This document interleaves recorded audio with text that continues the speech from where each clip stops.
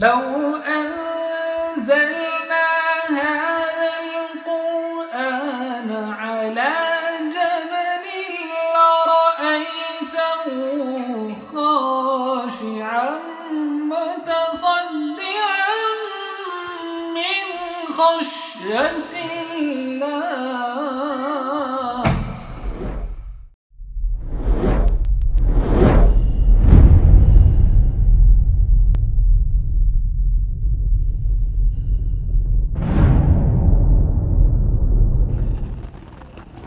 الله. الحمدللہ رب العالمین والصلاة والسلام علی رسولہ الکریم وعلی آلہ واصحابہ اجمعین، اما بعد، واعوذ باللہ من الشیطان الرجیم، بسم اللہ الرحمن الرحیم۔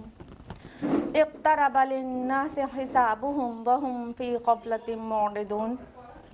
بسم اللہ الرحمن الرحیم۔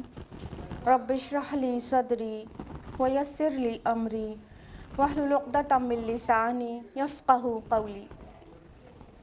میری عزیز سامعات، آپ سبھی کا درس قرآن مجید میں تہہ دل سے خیر مقدم ہے۔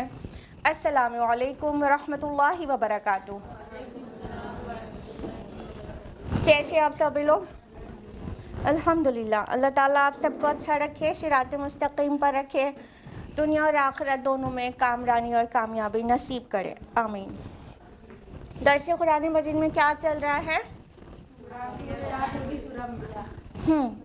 کون سی سورہ مکمل ہوئی ہے؟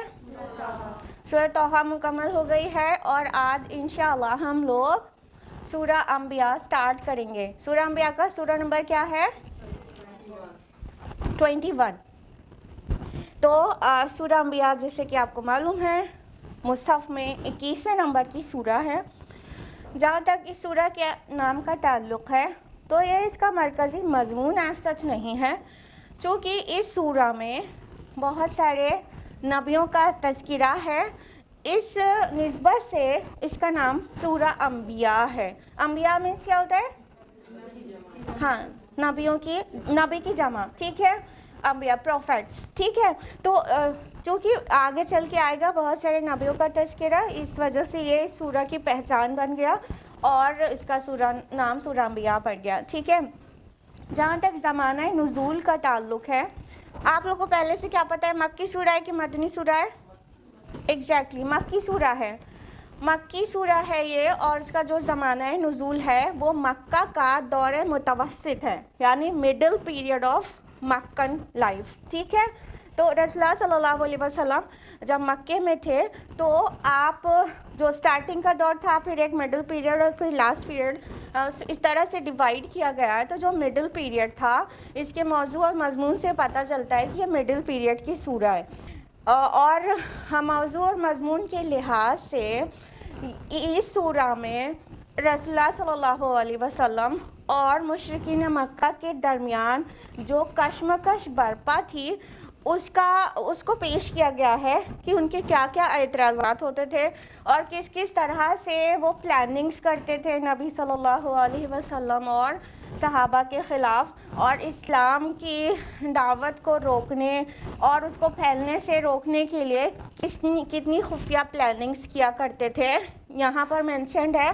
اور اس بات کے لیے ان کے اوپر تنبیہ ہے کہ ایسا کرنا وہ چھوڑ دیں، اور حقیقت حال ان کو بیان کی گئی ہے کہ جو لوگ بھی اس طرح کا روا رکھتے ہیں اپنے رسول کے ساتھ تو ان کا کیا انجام ہوتا ہے، اس سے ان کو خبردار کیا گیا ہے۔ جس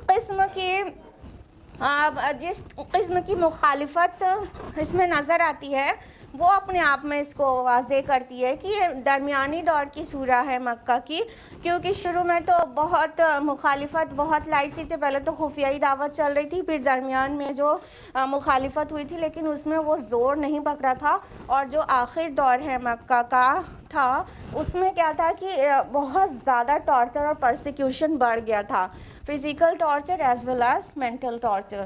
تو اس درجے کا ٹارچر تو نہیں پتہ چلتا ہے اس کے مضمون سے، لیکن وہ پلاننگز کرنا اور دعوت کو زک پہنچانے کی کوشش کرنا اور دعوت کو کچل دینے کی کوشش کرنا، اور آپ صلی اللہ علیہ وسلم جو کچھ لے کر آئے اس کو جھوٹ بتا دینا اور طرح طرح کے بہتان لگانا اور طرح طرح کی لوگوں میں غلط فہمیاں پھیلانا، تو یہ اس سورہ کا مرکزی مضمون ہے۔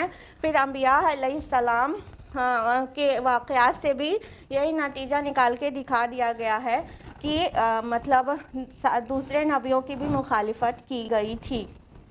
تو اس طرح سے یہ سورہ آگے بڑھتی ہے۔ یہ سورہ اپنی پچھلی 2 سورتوں سے بھی مشابہت رکھتی ہے، یعنی جسٹ لاسٹ سورہ وہ ہے سورہ طٰہٰ، اس سے پہلے سورہ مریم۔ سورہ مریم میں اور سورہ انبیاء میں بہت زیادہ مشابہت ہے۔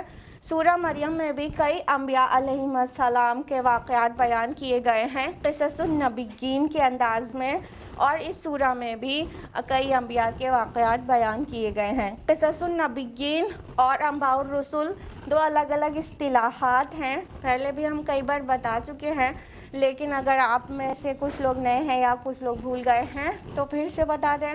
قصص النبیین یعنی انبیاء علیہ السلام کے واقعات قصے کی شکل میں، ٹھیک ہے، اور انباء الرسل یعنی ان رسولوں کے واقعات جن کو مطلب خبر دی گئی تھی، نبا میں خبر ہوتی ہے نا، تو خبر دی گئی تھی، کہنے کا مطلب رسول ان تک دعوت لے کر پہنچے تھے اور وہ نہیں مانے تھے تو ان پر عذاب آ گیا تھا۔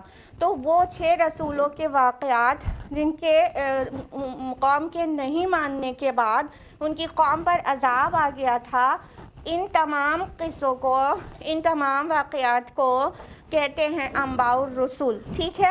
اور قصص النبیین کس کو کہہ سکتے ہیں؟ جن کچھ نبیوں کا ذکر ہے لیکن ان کی قوم پر عذاب آنے جیسا کوئی تذکرہ نہیں ہے۔ مثال کے طور پر ابراہیم علیہ السلام ہوئے، عیسیٰ علیہ السلام ہوئے، یحییٰ علیہ السلام ہوئے، اور یعقوب علیہ السلام، یوسف علیہ السلام، یہ سارے جو نبیوں کا تذکرہ ہے وہ قصص النبیین کے انداز میں ہے۔ یوسف علیہ السلام ہوئے، ٹھیک، لیکن آپ کو پتہ ہے 6 رسول ایسے ہیں جن کے دعوت دینے کے بعد ان کی قوم نہیں مانی تھی تو ان پر عذاب آ گیا تھا، اور قرآن نے ریپیٹڈلی اس کو بیان کیا ہے۔ تو قصص النبیین تو یہاں پر سورہ انبیاء میں اور سورہ مریم میں ہے، لیکن آپ سورہ اعراف اور سورہ ہود کا انداز دیکھیں گے اور سورہ قمر میں بھی، تو اس میں یہ ہے انباء الرسل کا انداز ہے کہ رسولوں نے دعوت دی اور ان کی قوم نہیں مانی تو ان پر عذاب آ گیا۔ کون کون سی قومیں تھیں یا رسول تھے؟ جلدی جلدی آپ لوگ بتائیں گے پلیز۔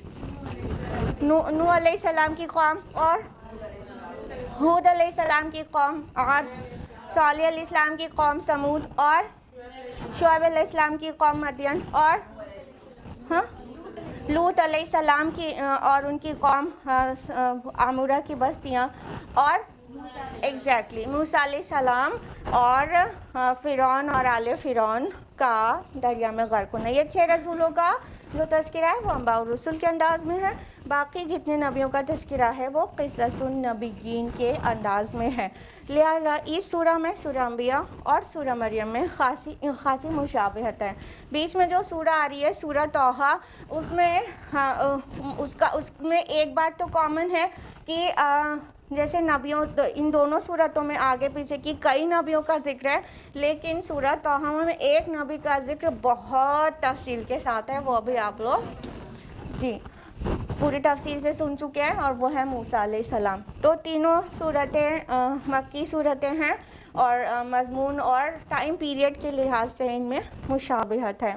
بس اتنی تمہید کے بعد ہم لوگ باقاعدہ شروع کریں گے یہ سورہ انبیاء۔ اعوذ باللہ من الشیطان الرجیم، بسم اللہ الرحمن الرحیم۔ اقترب للناس حسابهم وهم فی غفلۃ معرضون۔ لوگوں کے حساب کا وقت قریب آ چکا ہے لیکن وہ غفلت میں پڑے اعراض کیے جا رہے ہیں۔ کچھ ایسا نہیں لگ رہا ہے یہ سورہ ایک دم اچانک شروع ہو گئی، جیسے سورہ برات شروع ہوتی ہے، سورہ توبہ نا، بالکل صحیح آپ لوگوں نے پہچانا۔ یہ سورہ اچانک شروع ہو گئی ہے تنبیہ سے۔ یوزولی جو صورتیں ہم لوگ دیکھتے ہیں سٹارٹ ہوتی ہیں تو اس میں یا تو اللہ کی رحمتوں کا ذکر ہوتا ہے یا تو قرآن کی عظمت کا ذکر ہوتا ہے نا، رحمت کے ساتھ شروع ہوتی ہے، لیکن یہ سورۃ تنبیہ کے ساتھ شروع ہوئی ہے۔ اس کی وجہ بھی وہی ہے جو سورۃ توبہ میں بھی ہم لوگ جانتے ہیں کہ کیوں ایک دم سے شروع ہو جاتی ہے۔ اس کا ایک ریزن یہ ہے نا سورۃ توبہ کے لیے کہ اس سے جو پچھلی سورہ ہے سورہ انفال، اب وہ جہاں پہ ختم ہو رہی ہے وہیں سے جیسے سورۃ توبہ شروع ہو گئی ہو، تو اس سورہ میں بھی آپ یہ چیز پائیں گے کہ سورہ توحہ جہاں پر ختم ہو رہی ہے جیسے اس کا بالکل سیکول ہے، اس کا مضمون کا ایک دم کنٹینیویشن ہے، تو وہیں سے جہاں پہ سورہ توحہ ختم ہوئی ہے جس طرح سے تنبیہ کر کے کہ نبی یہ لوگ سے کہہ دیجئے کہ ٹھیک ہے تم بھی انتظار کرو ہم بھی انتظار کرتے ہیں، بالکل تنبیہ کے انداز میں، پھر یہاں پہ تنبیہ کے انداز میں اس کو کنٹینیو کرتے ہوئے سورہ شروع ہو جا رہی ہے۔ تو اس میں ہاں مطلب اسٹارٹنگ میں وہ انداز نہیں ہے یوزولی بہت ساری صورتوں کا ہوتا ہے۔ اللہ تعالیٰ نے ایک دم سے تنبیہ کے انداز میں کہہ دیا کہ لوگوں کے حساب کا وقت قریب آ گیا ہے، لوگوں کا آڈٹ ٹائم بالکل نیئر ہے، اور وہ ہے کہ غفلت میں بھی پڑے ہوئے ہیں اور اعراض بھی کر رہے ہیں۔ دیکھیے حساب کا وقت قریب آنے سے ایک مراد تو یہ ہے جو کہ نبی صلی اللہ علیہ وسلم کی ایک حدیث سے پتہ چلتی ہے کہ آپ نے اپنی 2 انگلیاں ایسے دکھائیں اور کہا میرے اور قیامت میں بس اتنا فرق ہے کہ میرے بعد کوئی نبی نہیں ہے، یعنی آپ صلی اللہ علیہ وسلم کا مبعوث ہونا قیامت کے قریب ہونے کی اپنے آپ میں نشانی ہے، ٹھیک ہے۔ تو آپ صلی اللہ علیہ وسلم چونکہ آخری رسول ہے، آخری نبی ہیں، اور آپ کے بعد کوئی نبی نہ آئے گا اور نہ کوئی نصیحت کرنے والا، تو قیامت اس کا مطلب بہت قریب ہے۔ تو یہ جو کہا گیا کہ لوگوں کے حساب کا وقت قریب آ گیا ہے، تو اس کا تو ایک مطلب یہ ہوا کہ قیامت اب بالکل ہی قریب ہے، اب کچھ نہیں ہونا ہے سوائے قیامت آنے کے، کیونکہ جو انبیاء آتے رہے، کتابیں آتی رہی، اور پھر چینجز ہوتے رہے، پھر تعلیمات مسخ ہوتی رہی، پھر دوسرے نبی اور رسول آتے رہے، اب بس آخری رسول آ چکا ہے، اب قیامت کے آ جانے میں کچھ بھی دیر نہیں ہے۔ کیوں کوئی اپنی شامت کا انتظار کر رہا ہے؟ چاہتے کیا ہے انسان؟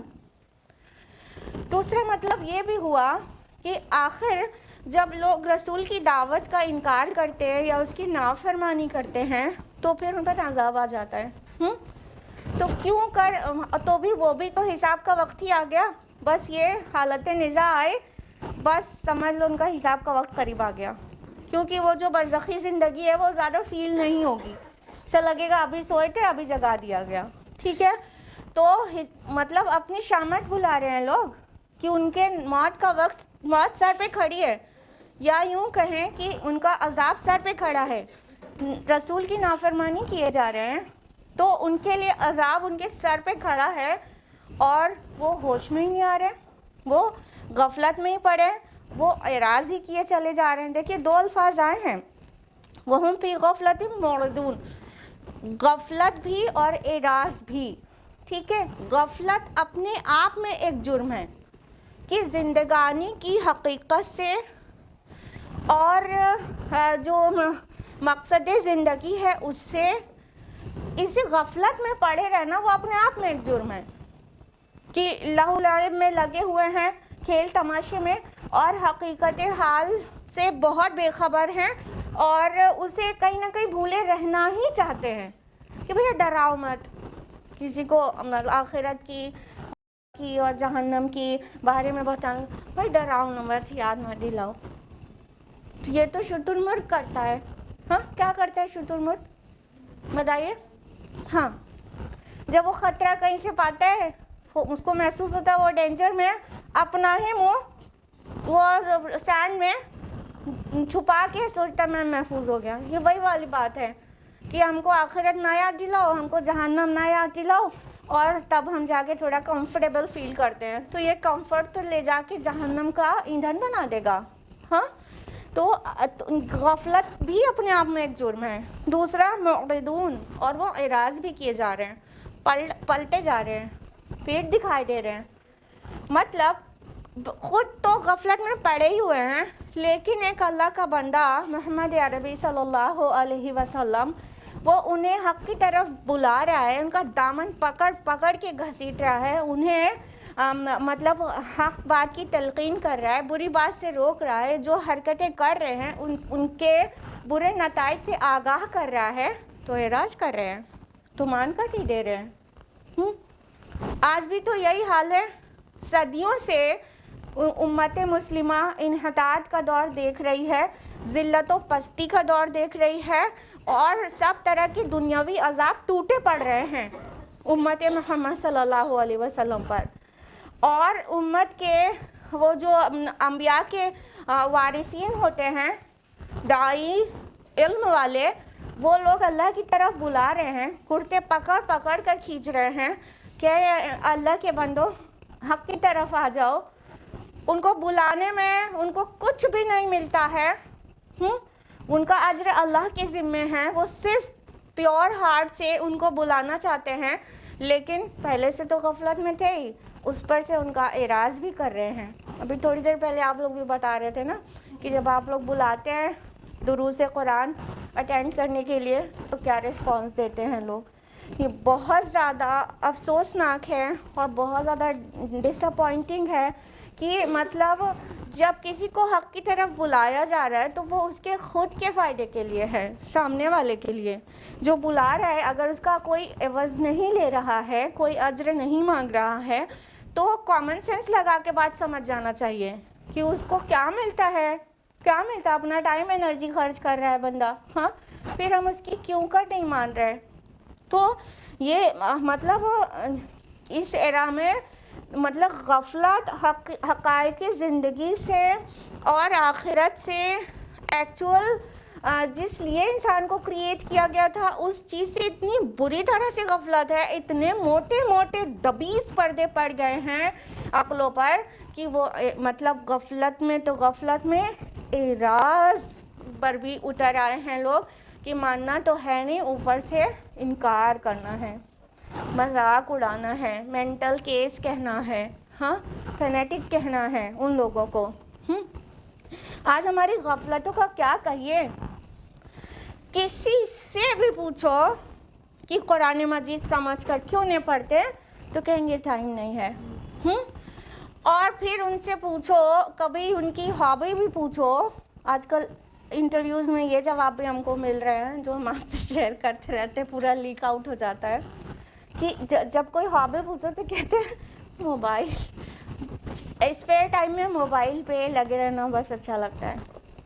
خیر کوئی قبول کر لیتا ہے اور کوئی نہیں کرتا, آلموسٹ سبھی لوگ یہی کر رہے ہوتے ہیں.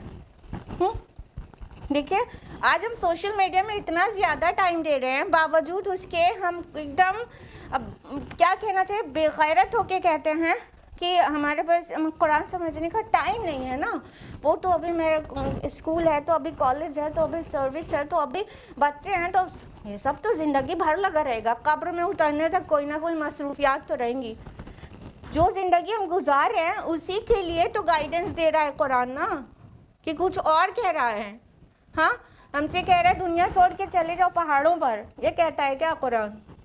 جو زندگی ہم گزار رہے ہیں اپنی سوسائٹی میں اسی کے لیے گائیڈ کر رہا ہے نا, ہاؤ ٹو لیو لائف نا, یہی تو بتاتے ہیں قرآن. تو اس کے لیے ہم کو ٹائم نہیں ہے, لیکن ہم سوشل میڈیا میں گھنٹوں لگے رہتے ہیں. ایک ایپ ہے نا نختم ایپ اسی لیے بنا ہے. اس میں کیا ہوتا ہے کہ جب بھی موبائل کو آن کرو تو ایک آیت آتی ہے ریسائٹ کرنے کے لیے, ٹھیک ہے. اور یہ جو ایپ ہے اتنا پیارا, یہ اسی لیے بنا ہے کہ لوگ دن بھر میں بہت بار موبائل اٹھاتے ہیں, اور فائنلی پتہ چلا کہ لوگ 100 بار ایک دن میں موبائل اٹھاتے ہیں, 100 بار, 100 ٹائمز, کچھ لوگ 100 ٹائمز سے بھی زیادہ. ہم خود ایک نیوز چینل پر ایک سروے دیکھ رہے تھے, تو اس میں جب لوگوں سے انٹریکٹ ہو کے ان کی بائٹس لی جا رہی تھی, تو ان سے کچھ لوگ ایسے تھے جن سے پوچھا گیا کہ مطلب کتنے گھنٹے موبائل یوز کرتے ہیں, تو ایک بردر بولے کہ پورے ٹائم صرف سونے کے علاوہ. I was shocked. اتنا ٹائم ہم اپنا موبائل اور social media, specially social media میں گزار رہے ہوتے ہیں، باقی سم ٹائمس چیٹنگ کر رہے ہوتے ہیں اور کبھی فون پر بات کر رہے ہوتے ہیں گھنٹوں، جو ہمارے ہیلتھ کے لیے بھی انجوریس ہوتا ہے. لیکن وہ غفلت کا سب سے بڑا ثبوت ہے کہ ہم کہاں کھیل تماشے میں الجھے ہوئے ہیں، بالکل غافل ہیں. یعنی جو ہمارے دماغ پر، ہماری عقلوں پر جو پردے پڑے تھے وہ مزید دبیز ہوتے جاتے ہیں، موٹے تھکر ہوتے چلے جاتے ہیں. تو جب ہم اس طرح فالو کریں گے کہ کہیں نان ایشو میں بالکل ہی الجھ جائیں گے تو پھر ہمیں مین ایشو یاد کہاں رہے گا. معاملہ یہ ہے. اور پھر جب کوئی اللہ کا بندہ بلائے گا، اللہ کی بندی بلائے گی اللہ کی طرف، تو ہم اعراض کرنے میں ذرا دیر نہیں کریں گے کہ نو آئی ڈونٹ ہیو ٹائم. ہم سے مت بتائیے. اور آپ لوگ کا جواب، آپ لوگ کو ملا ہوا جواب یہ تھا کہ یہ تو بہاوی ہیں تو یہ تو 24 ہے. مطلب آخ کی طرف بلاؤ تو ایک لیبل دے کے اپنے کو روک لیتے ہیں کہ ہم کو وہاں اس لیے نہیں جانا. اللہ تعالیٰ ہماری عقلوں کو پیوریفائی کر دیں. آمین. آیت نمبر 2 ہے ما یأتیہم من ذکر من ربہم محدث الا استمعوہ وہم یلعبون. نہیں آتی ان کے پاس ان کے رب کی طرف سے کوئی نئی نصیحت مگر یہ کہ اس کو سنتے ہیں کھیلتے ہوئے. اللہ تعالیٰ فرما رہے ہیں کہ ان کے رب کی طرف سے کوئی بھی ذکر، کوئی بھی نصیحت ان کے پاس نہیں آتی مگر جب بھی اس کو سنتے ہیں تو جیسے پلے فل ہو کر، کھیلتے ہوئے. مطلب سیریس ہے ہی نہیں، کھیلتے رہتے ہیں. رسول اللہ صلی اللہ علیہ وسلم مکہ میں کس مشقت شاقہ کے ساتھ میسج کو پہنچا رہے تھے، لیکن جب میسج کو پہنچایا جاتا تو ایسا ہنسی مذاق کرتے جیسے کوئی معمولی بات ہے، یا معمولی بات بھی نہیں، بغیر ضروری باتیں، بالکل غیر ضروری بات، اور اپنے کھیل میں الجھے ہوئے تھے. اور رسول اللہ صلی اللہ علیہ وسلم کی سن کر ہی نہیں دے رہے تھے. آپ صلی اللہ علیہ وسلم کو اس بات کی بہت زیادہ تکلیف رہتی تھی کہ مطلب یہ اپنے آپ کو نقصان میں ڈالے لے رہے ہیں اور میری بات نہیں سن رہے ہیں. تو ہر نصیحت کی بات کو کھیل تماشے کی طرح لیتے ہیں اور کھیل تماشے کو مقصد زندگی جیسے بنا لیا ہے.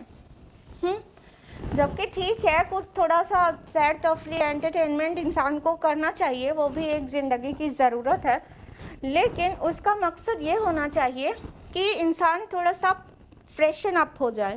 ٹھیک ہے، وہ تھوڑا بہت کام کر رہا ہوتا ہے، بہت مصروف رہتا ہے، تو تھوڑا سا مائنڈ فریش کرنے کے لیے چلو کہیں کبھی پکنک پر چلے گا، یہ سب میں مسئلہ نہیں ہے. لیکن صرف سیر سپاٹا، صرف ہنسی مذاق، صرف چیٹنگ اور صرف مطلب لہو لعب، بس یہی تو کیا مقصد زندگی یہ تھا؟ تھوڑا تو ٹائم دے انسان، تھوڑا اپنے آپ کو ٹائم دے، خاموش ہو کر بیٹھے یا لیٹے اور پھر سوچے کیوں بنایا اس کے رب نے اس کو، اور یہ جو پوری کائنات منظم طریقے سے چل رہی ہے، یہ سب کے پیچھے کیا مقصد ہے. کوئی بھی انسان اگر دھیان دے اور غور و فکر کرے تو وہ حقیقت کو پا جائے گا، ایون بغیر کلام اللہ کے، یقین مانیے. لیکن جب وہ کلام اس تک پہنچے گا تو اس بات کو ویریفائی کر دے گا کہ ہاں وہ بات تو بالکل سچی ہے. تو ذرا غور کرے تو بات سمجھ میں آئے. لیکن all time they are playful, they are playing, جیسے لگ رہا ہے کہ کچھ مطلب سیریس ایشو ہی نہیں ہے.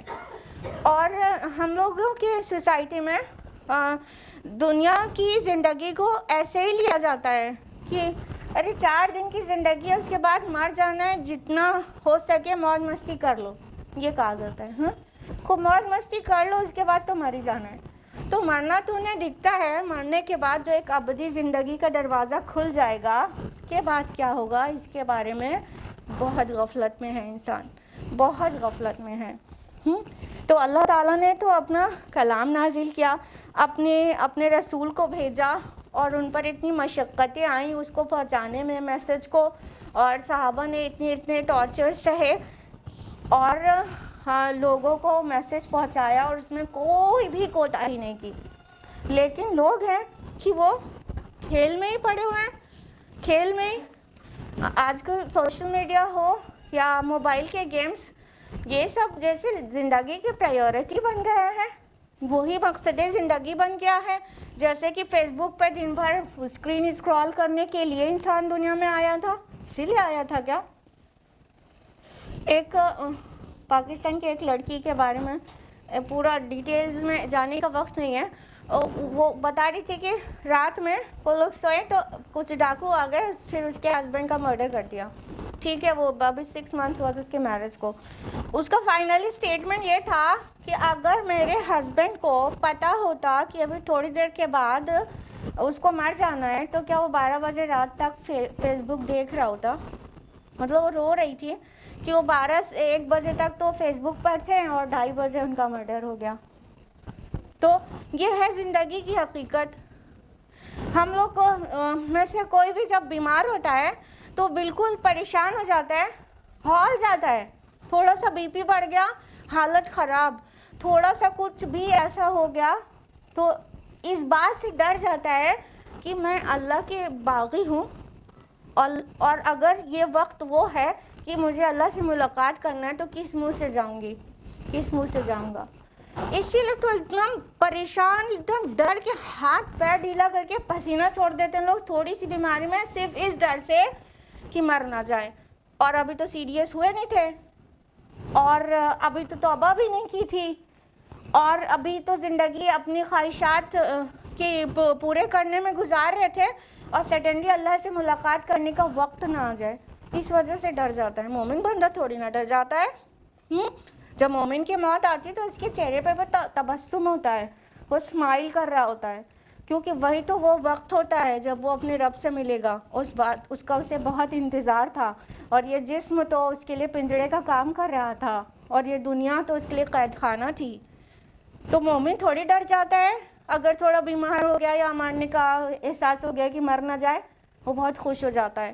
لیکن جو اللہ کے باغی ہوتے ہیں نا، وہ ایک دم ڈر کے کانپنے لگتے ہیں کہ کہیں مر نہ جائے. چاہے وہ تھوڑی سی بیماری ہو، بس بی پی بڑھ گیا ہو، بس اور کچھ بھی نہیں، سب کچھ ٹھیک تھا، لیکن اتنا خوف طاری ہو جاتا ہے. پھر اس کے بعد اللہ پاک اچھا کر دیتا ہے اور پھر اسی غفلت میں چلے جاتے ہیں. یہ کتنی عبرت ناک بات ہے کہ کتنے لوگ مر جاتے ہیں. آج کل دیکھیے، ایسے تو کبھی بھی ہمیشہ ہی کسی ایج میں بھی کوئی مر جاتا ہے، وہ ہم لوگ کے مشاہدے میں آتا ہی رہتا ہے. لیکن کووڈ میں کتنے کم عمر کے لوگ چلے گئے، تو کیا جو زندہ ہیں ان کو ذرا بھی عبرت حاصل کرنے کی ضرورت نہیں ہے؟ ہر ایک چیز کو ڈینائی کر لو، موت کو ڈینائی کر سکتے ہو، سب کے سامنے آ جاتی ہے. اور ابھی انسان پلے فل تھا اور ابھی چلا گیا. تو سمجھے مقصد زندگی کو اور سیریس ہو جائیں. سیریس ہونے کا مطلب یہ نہیں کہ ہر وقت ایک دم خوفناک سا منہ بنا کر بیٹھے رہیں اور بچے ڈر جائیں. سیریس ہونے کا مطلب مقصد زندگی پہچان جائیں، اس طرف کوشش کریں، وہاں کامیابی، ابدی کامرانی اور ہمیشگی والی بادشاہی پانے کی کوشش کریں، اور جہنم سے بچ جائیں. اور آخرت میں جو اتنا سنگین اور اتنا خوفناک وقت ہوگا، اس میں پرامن کیسے رہا جا سکتا ہے، اس کی تیاری کر لیں. بس اتنا کہا جا رہا ہے، شکل پہ 12 بجانے کے لیے نہیں کہا جا رہا ہے پورے ٹائم. آیت نمبر 3، لاہیۃ قلوبہم، ان کے دل کھیل کے خوگر ہو چکے ہیں. وَأَسَرُّ النَّجْوَى الَّذِينَ ظَلَمُوا، اور یہ ظالم خفیہ طور پر سرگوشی کرتے ہیں. هَلْ هَذَا إِلَّا بَشَرٌ مِثْلُكُمْ، کہ نہیں ہے یہ یعنی محمد صلی اللہ علیہ وسلم مگر تمہاری ہی طرح کے ایک انسان. أَفَتَأْتُونَ السِّحْرَ وَأَنْتُمْ تُبْصِرُونَ، تو کیا تم جانتے بوجھتے جادو میں پڑھنے جا رہے ہو؟ اللہ تعالیٰ نے آگے فرمایا کتنا اللہ پاک ناراض اور غضبناک معلوم ہو رہا ہے اگر آپ کو کلام کی پہچان ہو، کہ ان کے دل تو بالکل کھیل کے خوگر ہو چکے ہیں. یعنی یہ جو دنیا کی کھیل تماشا ہے اس کے بالکل عادی ہو چکے ہیں، اسی کھیل میں پڑے ہوئے ہیں. اور اتنا ہی نہیں، جب اللہ کا بندہ محمد رسول اللہ صلی اللہ علیہ وسلم ان کو حق کی طرف بلاتے ہیں، اور جو لوگ ان کے اوپر ایمان لے آئے ہیں وہ اتنے اسٹانچ بلیور ہیں کہ چاہے کہ کوئی کتنا پرسیکیوٹ کرے وہ پھرتے نہیں ہیں. تو اس بات سے ان کو बड़ी मतलब तशवीश होती है कि कहीं ये दावत फैल ना जाए, कहीं ये नया दिन मतलब प्रिवेल ना कर जाए। तो उस बात से मतलब खाइफ वो क्या करते हैं, खुफिया प्लानिंग्स करते हैं, सीक्रेट मीटिंग्स करते हैं। वासरुन नजवा, दो वर्ड आए हैं, मतलब जो एक तो सिर तो मतलब खुफिया होता ही है, नजवा भी इसीलिए कि मतलब सीक्रेट कॉन्वर्सेशंस, ऐसी गुफ्तगू जो बिल्कुल सीक्रेट हो, प्लानिंग करना अलग से जुट के सर जुटा के, कि ये लोग खुफिया सरगोशियाँ क्या करते हैं, ये लोग प्राइवेट कॉन्वर्सेशन करते हैं, किस लिए कि इस दावत को कैसे रोका जाए और ये मोहम्मद सल्लल्लाहु अलैहि वसल्लम के दीन पर और लोगों को आने से कैसे रोका जाए और कि किस तरह से बहकाया जाए। तो ये प्लानिंग्स किया करते हैं। और आगे फरमाया कि फिर वो प्लानिंग का क्या नतीजा लेकर बाहर आए कि अरे ये तो हमारे और तुम्हारे जैसा ही इंसान है, तो तुम जानते बूझते और जो कुछ तुम्हें मुतासिर कर रहा है उसका कलाम, तो इट्स नथिंग बट व्हाट, जादू है ये तो, हाँ ये तो मैजिक है, तुम क्या जानते बूझते जादू में पढ़ने जा रहे हो। यानी उनके प्लानिंग्स का आउटकम ये होता है कि लोगों को वो बहकाते फिरते हैं कि तुम जानते बूझते क्यों जादू में पढ़ रहे हो। बहुत सारी सीक्रेट मीटिंग्स होती थी, उनमें से एक आपके सामने बयान करते हैं। उतबा बिन रबिया जो कि हिंद बिन उतबा का वालिद है, हिंद जो अबू सुफियान की बीवी है, यानी उतबा बिन रबिया अबू सुफियान के फादर इन लॉ, ठीक है।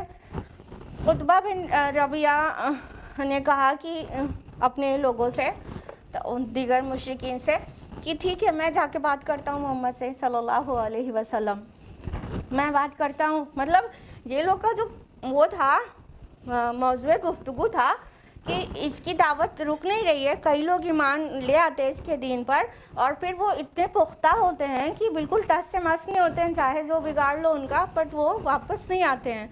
तो कहीं ये फैल ना जाए, ये नया दीन ना फैल जाए और ये मोहम्मद जो है मतलब उसको पूरी सरदारी ही हासिल ना हो जाए, हमारे मतलब चौधराहट का क्या होगा। तो इस बात का उनको डर तो रहता ही था। टाइम टू टाइम अलग अलग टाइप्स की प्लानिंग्स किया करते थे।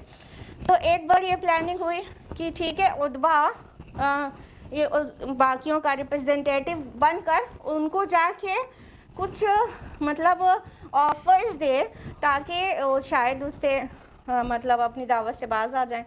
तो उतबा बिन रबिया जाता है रसूलुल्लाह सल्लल्लाहु अलैहि वसल्लम के पास और कहता है कि ए भतीजे, क्योंकि उम्र में तो काफ़ी बड़ा था ना उतबा, ए भतीजे ये तुमने मतलब कौन सा दीन इख्तियार कर लिया है जिससे बाप बेटे को जुदा कर रहे हो, ख़ानदान में तफरीक हो गई है, हमारे आबा व अजदाद को सबको गुमराह करार दे दिया है, ये नया दीन आ गया है, ये तुमने क्या कर दिया है। फिर आगे बोला कि अगर तुम इसके वजह से सरदारी चाहते हो या मालो दौलत चाहते हो तो हम पूरा माल तुम्हारे कदमों में बिछा देंगे, अगर तुम सरदारी चाहते हो तो हम सब मिलकर तुमको अपना सरदार बना लेंगे, अगर तुम बादशाहत चाहते हो तो तुमको अपना बादशाह तस्लीम कर लेंगे, और अगर तुम्हारे ऊपर कोई जादू का असर हो गया है तो हम सबसे अच्छा तबीब, अरब और अजम में सबसे अच्छे तबीब से तुम्हारा इलाज कराएंगे, बस इस दावत को छोड़ दो। रसूलुल्लाह सल्लल्लाहु अलैहि वसल्लम ने खामोशी से सुना और फिर सवाल किया कि अबुल वलीद तुम्हारी बात पूरी हो गई कि अभी और बाकी है। तो उतबा ने बोला नहीं मेरी बात पूरी हो गई। तो रसूलुल्लाह सल्लल्लाहु अलैहि वसल्लम ने बस अल्लाह बिस्मिल्लाह के साथ सूरह हामीम सजदा की आयत तिलावत करना शुरू कर दिया और आप करते गए यहाँ तक कि सजदे की आयत आई और आपने सजदा किया। और फिर रसूलुल्लाह सल्लल्लाहु अलैहि वसल्लम ने उतबा से कहा कि मेरा जवाब आपने सुन लिया, यानी वो सारी तंबीहात उसमें आ गई थी कि तुम क्या कर रहे हो और मैं तुम्हें क्या एक्चुअली किस तरफ बुला रहा हूँ। तो कहा मेरा जवाब सुन लिया, अब आपकी मर्ज़ी जो करना चाहे करें। तो उतबा वहाँ से उठा और वापस अपने लोगों में आया تو لوگوں نے کہا کہ اس کا چہرہ ویسا نہیں ہے جیسا گیا تھا، معاملہ کیا ہے؟ تو عتبہ نے کہا کہ دیکھو میں نے اسے ہر طرح سے آفر پیش کیا، لیکن نہ ہی اس کا جو کلام ہے جو وہ پیش کر رہا ہے، یعنی یہ قرآن مجید، نہ ہی وہ سحر ہے، نہ ہی وہ کہانت ہے، اور نہ ہی کوئی ایسی مطلب جادوئی چیز، تو وہ جو کر رہا ہے اسے کرنے دو، اس کا راستہ چھوڑ دو۔ عتبہ کہہ رہا ہے خود اتنا بڑا مطلب اس قوم کا سردار اور مشرکوں کا اتنا بڑا لیڈر تھا، لیکن اس نے بولا کہ مگر اس کا راستہ چھوڑ دو، اگر عرب اس پر غالب آ گئے تو اس کا خون تمہارے گردن پر نہیں ہوگا، اور اگر وہ عرب پر غالب آ گیا تو اس کی سرداری تمہاری سرداری ہے، اس کی عزت تمہاری عزت ہے، اس کا راستہ چھوڑ دو۔ تو سب نے کہا تم پر تو سحر ہو گیا، تم پر بھی جادو ہو گیا، یہ کنکلیوژن نکالا۔ تو یہ مطلب ٹائم ٹو ٹائم کہا کرتے تھے رسول اللہ صلی اللہ علیہ وسلم کے کلام کو، جو آپ اللہ کے کلام کو ان کے سامنے پیش کر رہے ہوتے ہیں، یہ تو جادو ہے، اور ٹائم ٹو ٹائم کہا کرتے تھے کہ مطلب یہ کہانت ہے۔ اور ان کے کانسیپٹ میں یہ بھی تھا، شاعر جب کہتے تھے کہ شاعروں کا اچھے شاعر بڑے شاعروں کے متعلق ان کا مطلب عقیدہ یہ ہوتا تھا کہ اس کے قبضے میں کوئی جن ہے جو اسے القاء کرتا ہے، مطلب اتنی اچھی شاعری کرنے کے پیچھے یہ ہے کہ ان کے پاس کوئی جن ہے۔ تو رسول اللہ صلی اللہ علیہ وسلم کے بارے میں بھی یہ سب کچھ کہا کرتے تھے کہ کوئی جن قبضے میں ہے، جو شیطان القاء کرتا ہے، یہ کاہن ہے، یہ شاعر ہے، یہ مجنون ہے۔ دیکھیے سچ تو ایک ہوتا ہے اور جھوٹ تو انگنت ہو سکتے ہیں، ہزاروں نا۔ تو جب جھوٹی بات ہے تو کتنی چینج ہوتی رہتی ہے، وہ اپنے آپ میں وہ بتا دیتی ہے کہ وہ جھوٹ ہے، یعنی وہ کبھی شاعر بول رہے ہیں، کبھی کاہن بول رہے ہیں، کبھی مجنون بول رہے ہیں، کبھی وہ ساحر بول رہے ہیں، کچھ بھی مطلب بولتے ہی جا رہے ہیں الگ باتیں۔ تو الگ الگ باتیں ہیں تو اس کا مطلب ہے کہ وہ جھوٹی ہیں، اور نبی صلی اللہ علیہ وسلم کے کردار اور اخلاق کے سامنے وہ سب باتیں کہنا مطلب کس درجے کا احمقانہ بات تھی۔ کوئی بھی سلیم العقل انسان دیکھ کر سمجھ سکتا تھا کہ انسان اس شخص کی باتیں کتنی صاف ستھری اور سیدھی سیدھی ہیں، اس میں نہ ہی کہیں سحر کی کوئی آمیزش معلوم ہوتی ہے، اور نہ ہی کوئی دیوانہ ایسی بات کر سکتا ہے کبھی بھی۔ تو ان کا کیا تھا پلان، جو پلاننگ خفیہ ہوتی تھی تو اس میں یہ رہتا تھا کہ کون سی ایسی اسٹریٹجی ہم لوگ اپنائیں کہ باقی لوگ اس کی بات سننا بند کر دیں، یا سنیں تو اثر نہ کرے۔ تو اب یہ لے کر آئے کہ ہم لوگ یہ بولیں گے کہ یہ تو ہمارے جیسا اور تمہارے جیسا ایک انسان ہے، یعنی اگر یہ اللہ کے رسول ہونا کلیم کر رہے ہیں، اگر یہ اللہ کے رسول ہوتے تو یہ ہمارے اور تمہارے جیسے انسان تھوڑی ہوتے، کوئی مطلب فوق البشر ہوتے، کچھ سپر نیچرل ہوتے، کچھ مطلب فرشتہ ہوتا، کوئی جن ہوتا، یعنی سم تھنگ ادر دین ہیومن ہوتا، ٹھیک۔ تو اب یہ کہہ کے لوگوں کو بہکانے کی کوشش کرتے تھے کہ یہ تو ہمارے اور تمہارے جیسا انسان ہے۔ دیکھیے ایک ٹائم تھا کہ رسول کو رسول اس لیے نہیں مانا کیونکہ وہ بشر ہے، یعنی بشریت کی وجہ سے رسالت کا انکار، اور پھر بعد کا دور آیا اس کا الٹا ہو گیا۔ اب رسول کو رسول مان رہے ہیں اور اسی لیے بشر ہونے کا انکار کر رہے ہیں کہ تو رسول ہے تو بشر کہاں ہو سکتے ہیں، ہمارے اور تمہارے جیسے نہیں تھے رسول اللہ صلی اللہ علیہ وسلم، ان کو بشر مت کہیے۔ اب رسالت کو قبول کر رہے، بشریت کا انکار کر رہے ہیں، اور پہلے کا کیا تھا، بشر مان رہے تھے تو رسالت کا انکار کر رہے تھے۔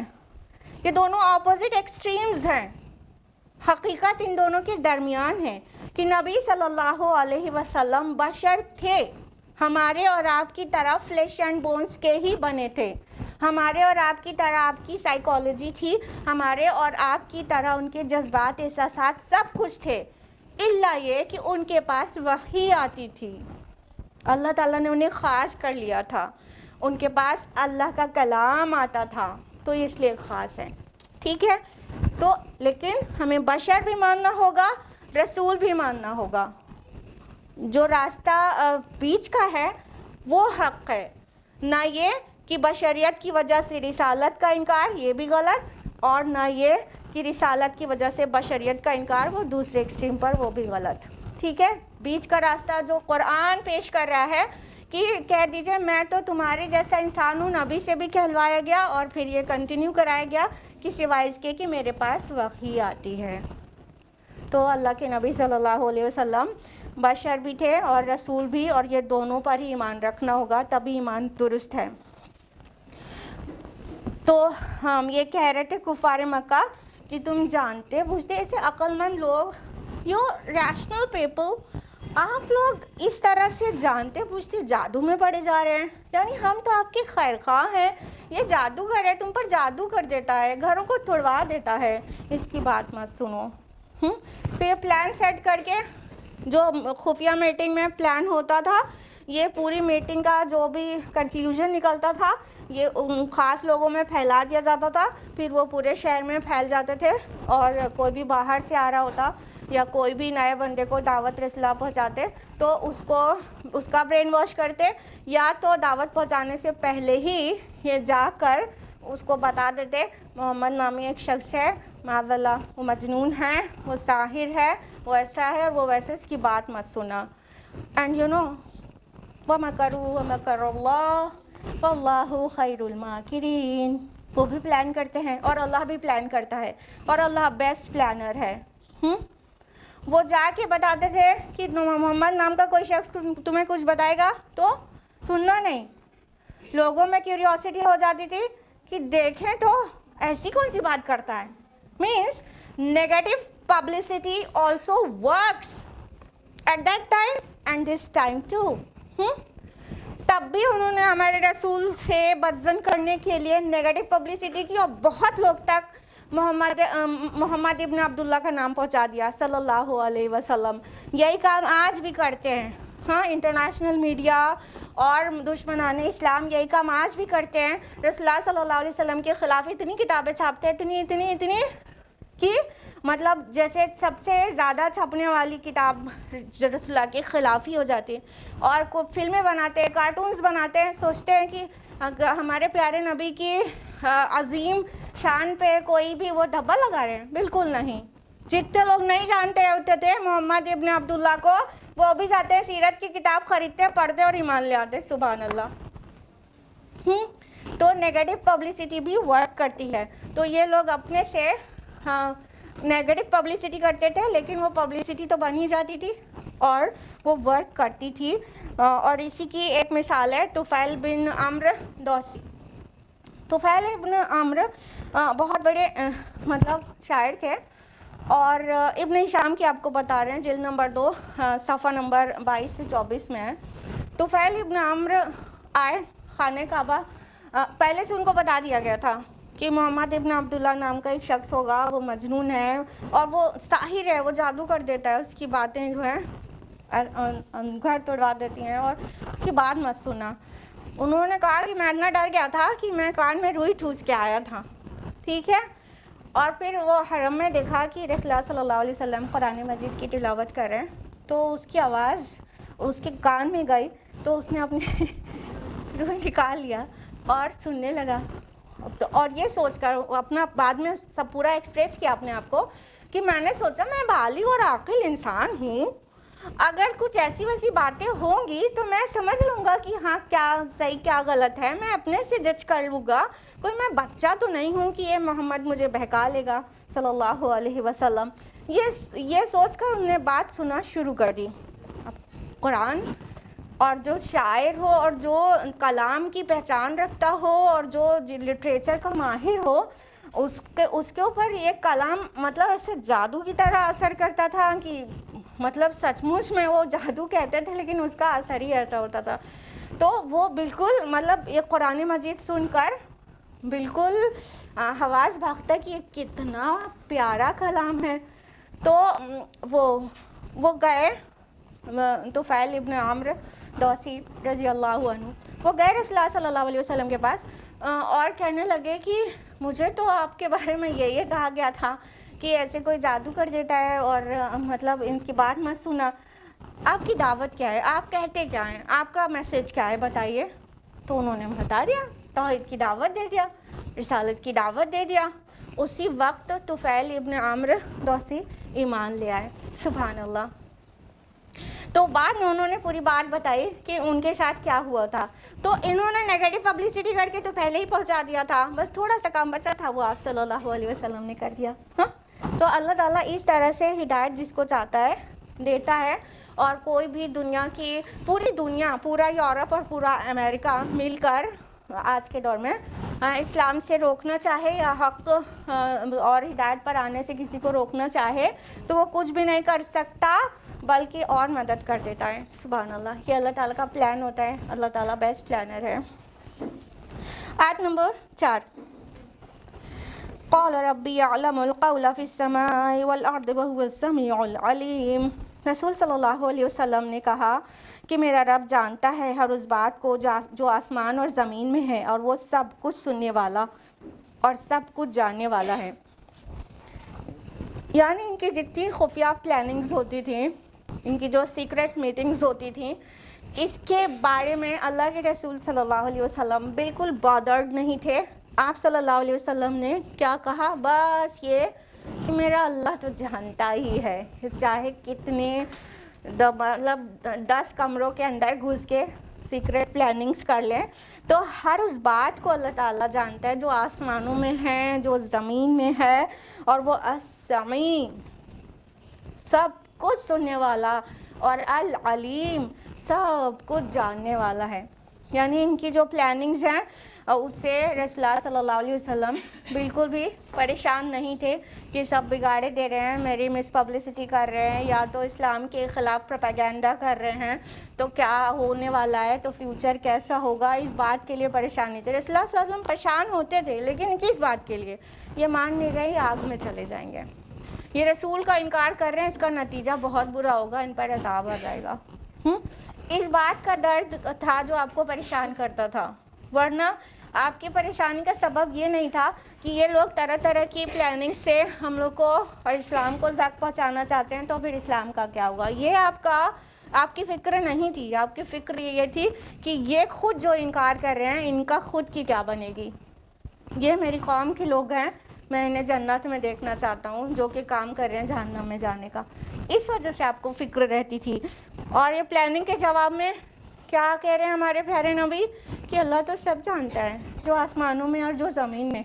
अल्लाह से छुप के कौन सी प्लानिंग कर लेंगे, ऐसी कौन सी प्लानिंग होगी जो अल्लाह ताला को नहीं पता चले, वो कौन सी ऐसी जगह होगी जहाँ पे जाने के बाद अल्लाह पाक नहीं सुन पाए। अल्लाह अस्समी है और अल अलीम है। तो आप सल्लल्लाहु अलैहि वसल्लम इतना ही कह के बहुत मुतमईन हो जाते थे।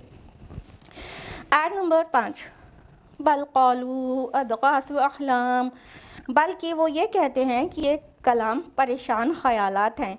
बल इफ्तरा, बल्कि उसने ख़ुद गढ़ लिया है। बल हुआ शायर, बल्कि ये तो शायर है।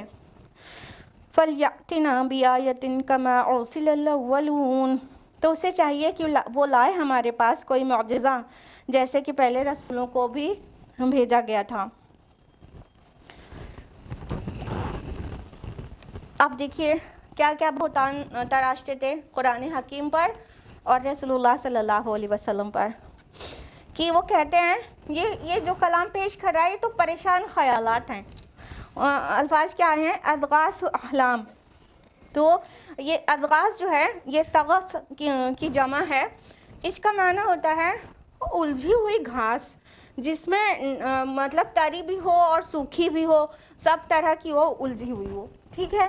तो उसी से ये फ्रेज़ निकला है अज़ग़ास अहलाम, यानी परेशान ख़यालात, वो ख्वाब, वो ख़यालात जिसका मतलब जिसकी हकीकत समझ में ही ना आए, जो अपने आप में इतना उलझा हुआ हो कि उसके रियलिटी के ऊपर दिमाग खपाना बेवकूफ़ी लगे, उसके टाइम अटेंशन देना کوئی ضرورت نہ ہو، جس کی فکر کی کرنے کی، جس کو کنسیڈر کرنے کی کوئی سرے سے ضرورت ہی نہ ہو.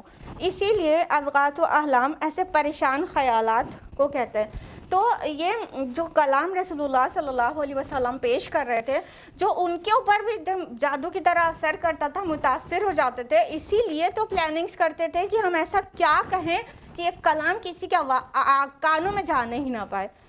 تو اب بہتوں کو یہ کہہ کے گمراہ کرتے تھے یہ تو پریشان خیالات ہیں، اس میں کچھ رکھا نہیں ہے، یہ کچھ ہے نہیں، جو کلام پیش کرتے ہیں کچھ بھی نہیں، بالکل پریشان خیالات ہیں، اس کو غور کرنے کی سرے سے ضرورت ہی نہیں ہے، یہ کہتے تھے.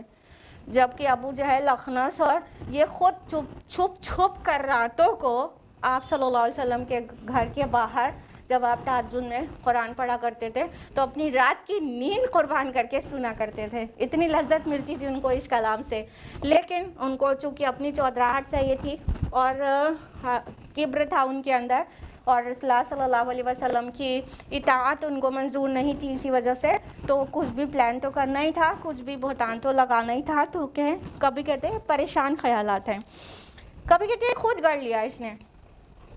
یہ کہتے ہیں اللہ کا کلام ہے لیکن کوئی فرشتہ نہیں آتا ان کے پاس، بلکہ انہوں نے تو خود گڑھا ہے.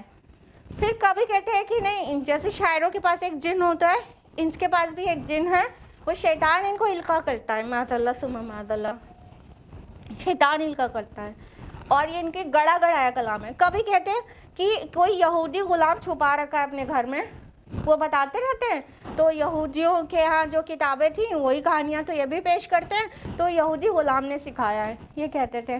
تو آن دا ہول بات تو یہی ہوئی کہ اس نے خود گڑھا ہے، معاذ اللہ. اور کبھی کہتے ہیں بل ہوا شاعر، بلکہ یہ تو شاعر ہے. شاعر کہہ دیتے تھے رسول اللہ صلی اللہ علیہ وسلم کو، جبکہ ہمارے پیارے نبی کی شان یہ تھی کہ کبھی ایک شعر بھی درست طریقے سے آپ نے نہیں کہہ پائے. مطلب آپ صلی اللہ علیہ وسلم کا عقل، فہم، لیڈرشپ اور آپ کا سیکولر لیول پر سب سے زیادہ سکسیزفل پرسن ہونا، ریلیجیس لیول پر سب سے زیادہ سکسیزفل ہونا، یہ ساری چیزوں کے باوجود اللہ تعالیٰ نے ہمارے پیارے نبی کو شعر کہنے کے لیے اتنا بھولا بنایا تھا کہ آپ نے ایک مرتبہ ایک شعر کہا، اس میں بھی کچھ غلطی ہو گئی تو حضرت ابوبکر رضی اللہ عنہ نے مسکرا کر کہا یا رسول اللہ، ہم گواہی دیتے کہ آپ اللہ کے رسول ہیں. مطلب یہاں آپ کا کام ہی نہیں ہے شعر کہنا، ایک شعر آج تک آپ نے کہا ہے وہ بھی غلط ہو گیا. تو ہمارے پیارے نبی کے پاس اتنی عقل اور اتنی سمجھ تھی ہر بات کی، لیکن شعر کہنا آپ کو آتا ہی نہیں تھا، سبحان اللہ. اور یہ کیا کہہ رہے ہوتے تھے، یہ شاعر ہے. یعنی اب ان کے بڑے بڑے شعراء جو تھے ان کے کلام کا اثر، وہاں پہ ہر بچہ شاعر ہوتا تھا، تھوڑا موڑا، ہر عورت شاعر ہوتی تھی تھوڑی، مطلب سب کو شعر کہنا تھوڑا بہت آتا تھا. تو اور جو ان کے مطلب بڑے شعراء ہوتے تھے تو ان شعراء کے کلام کا اثر، ان کے اشعار کا اثر لوگوں کے ذہنوں پر ایسا ہوتا تھا کہ بالکل متاثر ہو جاتے تھے بری طرح. تو چونکہ رسول اللہ صلی اللہ علیہ وسلم کا کلام ان کو اور سراؤنڈنگ کے لوگوں کو متاثر کرتا تھا، تو الٹیمیٹلی کیا کہہ رہے ہیں، یہ تو شاعر ہے، یہ تو شعر کہتا ہے. اور جیسے مطلب لوگوں کو یہ بتانا مقصود تھا، جیسے تم کسی کے اشعار سے متاثر ہو جاتے ہو تھوڑی دیر کے لیے، تو ویسے یہ بھی شعر کہتا ہے. اٹس نتھنگ گریٹ، کچھ بھی نہیں ہے، توجہ مت دو، غور مت کرو اس کی بات پر، اس کے کلام پر جو وہ پیش کر رہا ہے.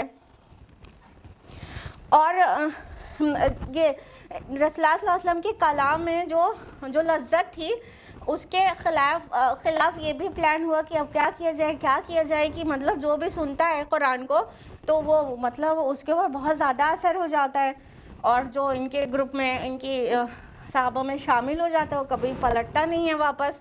تو ایک بار یہ بھی پلاننگ ہوئی کہ ایسا کیا جائے کہ جب یہ کلام اور کسی چیز سے اتنا متاثر کر رہے ہیں تو ہم لوگ کچھ اور سبسٹیٹیوٹ لا کے ایسا رکھ دیں کہ مطلب لوگ اس سے متاثر ہونا شروع ہو جائیں. تو نضر بن حارث نے کہا کہ میں جو ہے عجم سے مطلب رستم وغیرہ کی قصے کہانیاں لے آتا ہوں، ٹھیک ہے، کیونکہ اس سے پہلے کا جو بات تھی وہ بہت اہم ہے. اس سے پہلے کیا کہا تھا؟ دیکھو ہم جانتے ہیں شاعر نہیں ہے کیونکہ شاعروں کا کلام ایسا نہیں ہوا کرتا. ہم جانتے ہیں یہ مجنون نہیں ہے کیونکہ مجنون کو ہم لوگوں نے پاگلوں کو دیکھا ہے کیسی باتیں کرتے ہیں. ہاں ہم جانتے ہیں جھوٹا نہیں ہے کیونکہ ہم لوگ 40 سال اس کے ساتھ رہے ہیں اور کبھی ایک جھوٹ بھی ریکارڈڈ نہیں ہے، ٹھیک. تو یہ ہر بات میں خود تو جان ہی رہتے، اپنی میٹنگز میں یہ بات کر رہے تھے کہ ہم جانتے ہیں نہ شاعر ہے نہ کاہن ہے، ہم نے کہانت دیکھی ہے کیسی بے سر پیر کی ہوتی ہے، ٹھیک ہے، ایک سچی بات اور بہت سارا جھوٹ. تو کہانت بھی ہم نے کاہنوں کو دیکھا، ہم نے شاعروں کو دیکھا، ہم نے مجنون کو دیکھا، اور یہ محمد ان میں سے کوئی نہیں ہے. تو اب کہاں مطلب لوگوں کو کہیں اور انگیج کیا جائے، جیسے اس کا کلام لوگوں کو ایک دم سے پوزیس کر لیتا ہے. تو پھر نذر بن حارث باہر سے کچھ قصے کہانیاں لے آیا، لہو الحدیث جس کو قرآن حکیم نے سورہ لقمان میں کہا ہے، ٹھیک، کھیل تماشے والی باتیں. اب وہ رستم کے اور کس کے قصے، پہلے کا انٹرٹینمنٹ یہی تھا کہ اب جیسے گھر کے چیزوں سے فری ہوئے تو شام کو اکٹھا ہو گئے، پھر قصہ گوئی، کہانی گوئی، داستان گوئی چل رہی ہے، اس میں بزی ہیں. ابھی اس کا انداز تھوڑا بدل گیا، اب سب کے ہاتھ میں اسمارٹ فون ہے، اور پہلے سب لوگ چوپال بنا کے بیٹھتے تھے اور جو ہے وہ افسانہ گوئی ہوتی تھی. تو یہ نذر بن حارث کچھ افسانے، کچھ رستم وغیرہ کی کہانیاں عجم سے لے آیا باہر سے، مطلب قرآن کے مطلب مخالفت میں، کہ اس کے بجائے لوگ اس میں بیزی رہیں. جب یہ بیزی رہیں گے تو یہ محمد کا کلام سننے کی ان کو وقت ہی نہیں ملے گا صلی اللہ علیہ وسلم. تو دیکھا آپ نے، یہ شیطان نے یہ اسمارٹ فون آپ کے ہاتھ میں پکڑا دیا ہے کہ جب یہ اس میں الجھے رہیں گے نا تو قرآن پڑھنے کا وقت ہی نہیں ملے گا. تو یہ نذر بن حارث کا جو پلان تھا وہ ہائی ٹیک ہو کر اس دور میں بھی پھیلا ہوا ہے. پہلے ٹیلی ویژن کو وہ جگہ حاصل تھی، اب اس سے کم ہو کر موبائل کو وہ جگہ مل گئی ہے، ٹھیک ہے. تو یہ شیطان کا آلہ ہے جو بار بار ہم کہہ رہے ہیں، سوشل میڈیا اور موبائل میں اتنا زیادہ آکیپائڈ رہنا. تو پہلے داستان گوئیاں تھیں، تو داستان لے کر آ گیا تھا وہ نذر بن حارث، اور اس میں لوگوں کو آکیپائی کر کے رکھا تھا کہ نہ کسی کو اتنا ٹائم رہے، مطلب جب آدھی رات تک یا پوری رات تک افسانہ گوئی ہوتی رہے گی، سنتے رہیں گے، ایک تو دماغ پہ سوار رہے گا، ہوتا ہی نہیں ہوتا.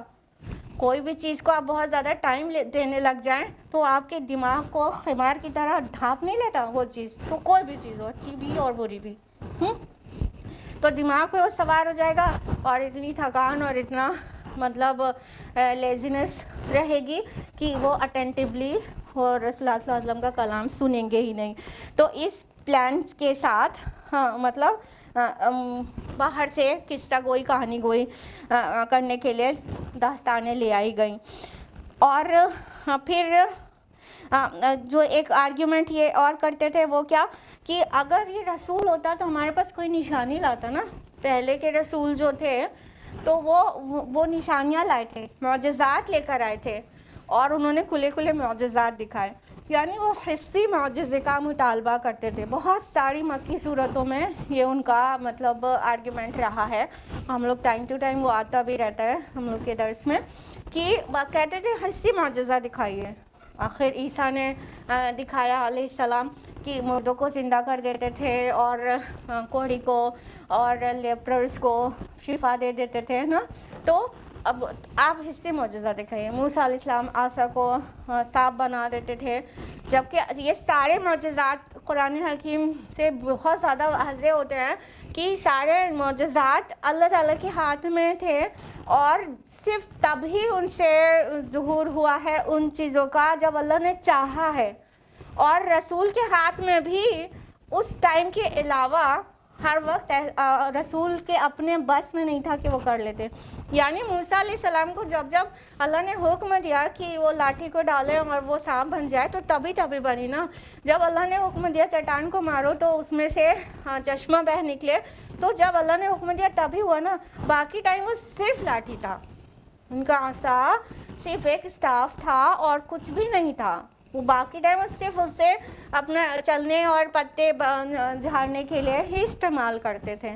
لیکن یہ حصے معجزہ مانگ رہے تھے کہ تو اس لیے نہیں مانگ رہے تھے آپ ابھی معجزہ دکھائیے ابھی ہم اسلام میں داخل ہو جاتے ہیں، اس لیے نہیں تھا، اس لیے تھا آپ کی دعوت کو جھوٹا بتانے کے لیے کہ چونکہ آپ معجزہ تو دکھا نہیں رہے، تو آپ سچے ہوتے تو آپ معجزہ دکھاتے، کوئی نشانی لے کر آتے جو ثابت کرتا ہے کہ آپ اللہ کے رسول ہیں، تو باقیوں کو یہ بہکا رہے کہ کوئی معجزہ دکھایا نہیں دکھایا تو یہ سچے رسول نہیں ہیں، یہ تو سرداری چاہتے ہیں اپنی، معاذ اللہ ثم معاذ اللہ۔ تو یہ پلاننگز تھی، اور آیت نمبر 5 تک ہم لوگوں نے کیا ہے، اور ٹائم اپ ہو چکا ہے، اس لیے اب ہم آگے کنٹینیو نہیں کر سکتے، درس سیرت اور درس حدیث کا وقت ہے، آج ہم لوگ یہیں پر رکیں گے۔ اللہ تعالیٰ سے دعا ہے کہ وہ ہم سبھی کو قرآن مجید پڑھنے، سمجھنے، غور و فکر کرنے، اس کے مطابق زندگی کو ڈھال دینے کی اور غیروں تک پہنچانے کی توفیق عطا فرمائے، آمین۔ وآخر دعوانا الحمدللہ رب العالمین۔ السلام علیکم ورحمۃ اللہ وبرکاتہ۔